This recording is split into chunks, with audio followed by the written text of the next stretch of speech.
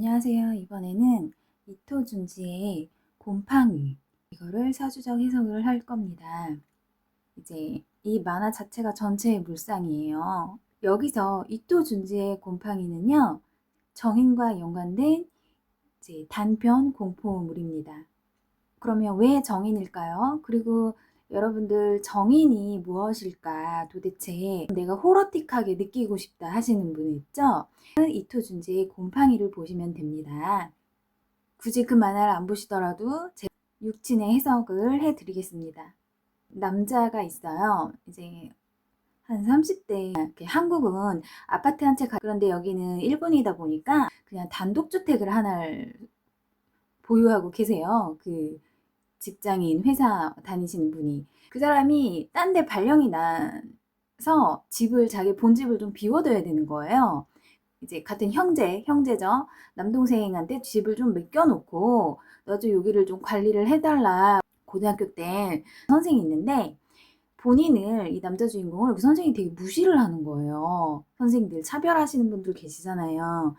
이 남자 주인공이 집이 이렇게 젊은 나이에 집이 있었다는 건 이 남자의 부모가 좀 아버지가 재력이 있으신 분이었나 봐요. 물려받아서 본인이 이제 집 소유가 된 거였거든요. 우리 왜 영화 같은 게 보면 뭐 너희 아버지 뭐 하시냐고 이 남자 주인공을 무시하다가 아버지를 알게 된 거예요. 그분의 아들인지 몰랐다 해가지고 이제는 알게 돼가지고 갑자기 태도가 싹 바뀌어가지고 싹싹하게 바뀌는 거예요. 그래서 그렇게 무시하더니 그래서 좀 안 좋은 감정이 그 선생한테 늘 있었어요. 과학 과목 선생이었어요.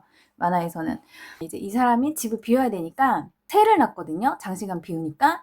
그래서 그 세입자로 누가 이제 집 구한다고 해서 이렇게 왔는데 그때 그 자기를 개무시하던 그 고등학교 선생이 본인이랑 본인 와이프랑 자식 둘 데리고 좀 살겠다고 그렇게 하고 온 거예요. 정중하게 하면서 막 사정을 하는 거예요.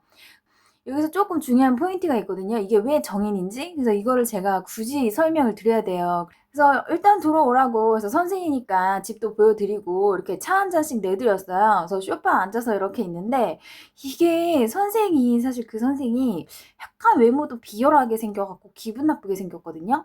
그리고 좀 못생겼어요. 근데 자기 부인은 더 못생겼어요. 그럼 그 딸내미들도 못생겼을 거 아니에요. 유전이. 딸 이제 한 7살 정도 돼 있는 딸이랑 이제 깐난쟁이 애기를 이렇게 품고 온 거예요. 그 엄마가. 그 선생의 와이프가. 그러니까 좀 흔들리잖아요. 그런 모습 보이니까 어린 애기를 이렇게 그 포대기에 싸서 이러고 데리고 오는데 뭔가 분위기가 음흉해요. 이 사람들, 이 가족들. 그 7살짜리 딸 애도 히덕거리면서 웃으면서 좀 뭔가 느끼하고 이상해요. 이 사람들이 좀 뭔가 과도한 것 같아요. 그러니까 친절하긴 진짜 친절한데 뭔가 느끼한 거 있잖아요. 애기가 막 우는 거예요. 여기서 중요한 게 옆으로 휙 돌아서 가지고 바로 그냥 막 모유수유를 하는 거예요. 그 자리에서 애정을 많이 쏟는 건데 근데 거기 분명히 이렇게 남자들도 있고 한데 이렇게 그 자기 집주인 될 사람이잖아요. 뭐 잠깐 양해를 구해서 다른 방 가서 수유를 하는 것도 아니고 그냥 그 자리에서 바로 모유 수유하고 그런 것도 좀 그렇더라고요. 이게 모성인 건 알겠지만 뭔가 다른 사람으로 인해서 그 미세한 불쾌감. 어쨌든 이제 계약을 했어요. 집을 내줬어요. 시간이 지나서 이제 집을 보기 시작한 거예요. 자기 집을 돌아와서. 그동안은 남동생이 자기 형제인 동생이 집 관리를 한 거고요. 근데 이 선생이 참 짜증나는 게 집을 오랜만에 딱 왔는데 집을 살다가 그냥 나갔나 봐요. 이제 다 살고 나갔는데 기간이 돼서 그 집을 점검을 하는데 이게 사방팔방 곰팡이인 거예요. 곰팡이.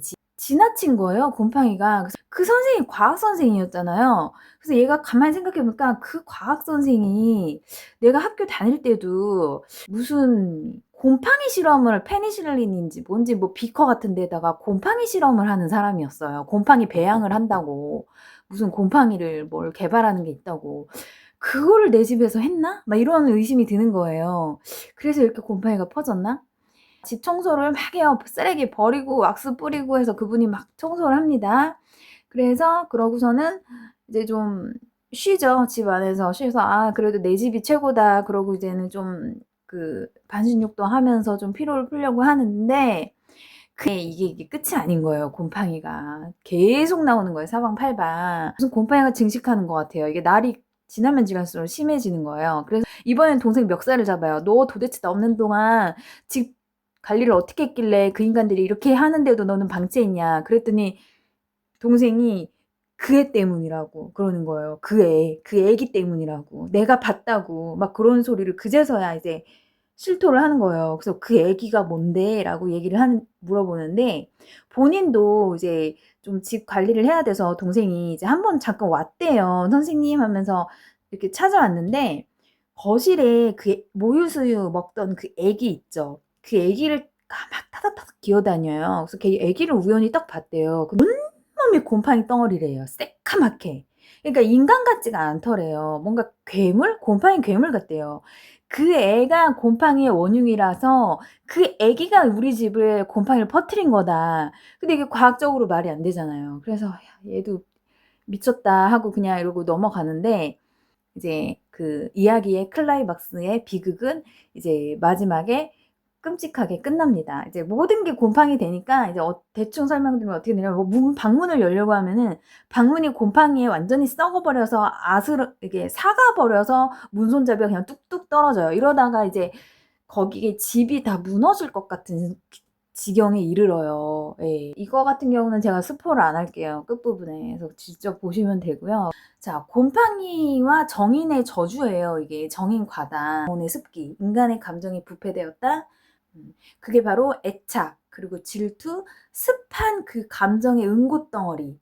바로 그 곰팡이를 상징하는 겁니다. 정인은요, 어머니예요. 그리고 보호자고, 근데 이게 그리고 돌봄이에요. 근데 이게 이제 지나치잖아요. 그러면 요것도 집착이 되고 그리고 또 숨막히는 보호가 되고 또 사람을 질식하는 그런 애정이 돼요. 그럼 이게 이제 감정의 응고덩어리로 변질이 돼서 바로 그 곰팡이는 정인 과다의 상징이에요. 인성이 과다한 정인이 그 공간을 이제 계속 스멀스멀 침범을 하는 거예요. 처음엔 눈에 안 보여요. 그렇지만 굉장히 인간 생활 깊숙이 스며들죠.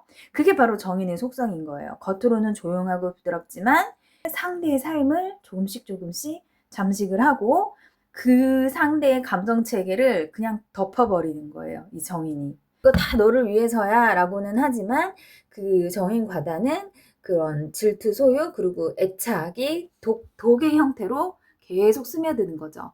내가 이제 표현하지 못하는 감정, 그런 해소되진 못한 감정이 자신의 내면에서 곰팡이처럼 계속 퍼지는 거예요. 침투하고 오염을 시킵니다. 식상이 없고 끊어내기가 어려워요. 건조하게 마르게 할 수가 없습니다. 그렇게 계속 덮이고 퍼집니다. 단호하게 나는 밀어내고 싶고 뭐 정인이라는 그 습기가 이제 상대를 이렇게 다 붙잡아 두는 거죠. 그럼 이런 와중에서 그 동생은 뭐였을까? 바로 비견겁제죠.